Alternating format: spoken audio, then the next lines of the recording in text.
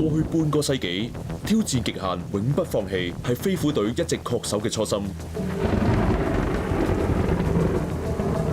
為咗時刻保持最佳狀態，隊員喺候命期間會按國際恐怖襲擊情報及形勢，不斷進行模擬訓練。同時，飛虎隊亦與時並進，喺裝備同技術上達至世界水平，從唔同層面提高進攻能力。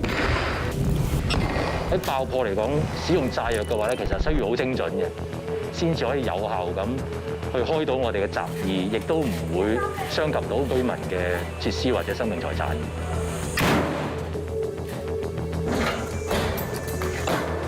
咁喺成個攻堅嚟講咧，我哋做得最多咧係一啲近距離嘅房間嘅攻擊嘅。我哋咧係會用實彈嚟到去做訓練嘅，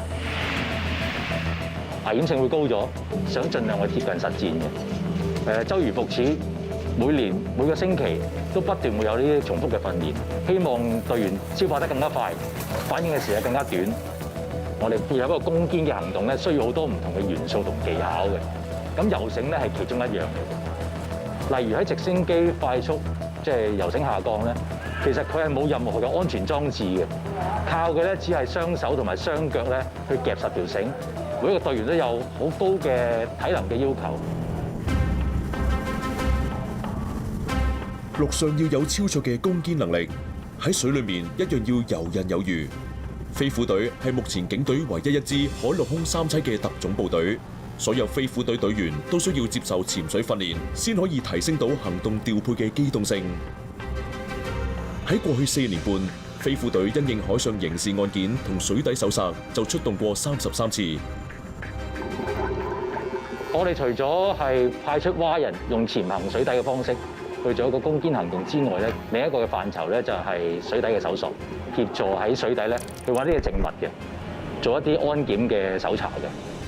我哋都喺2022年咧，曾經同埋爆炸品處理組嘅同事咧落到去喺鶴咀對出嘅海面咧，現大概15米深嘅水底裏邊，去清拆二戰時候嘅英軍嘅水雷嚟嘅，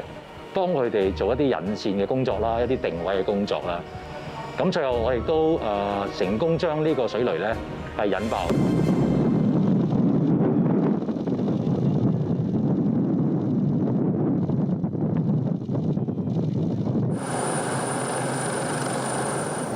無論係海陸空，每次飛虎隊出動，去嘅都係危機四伏嘅地方，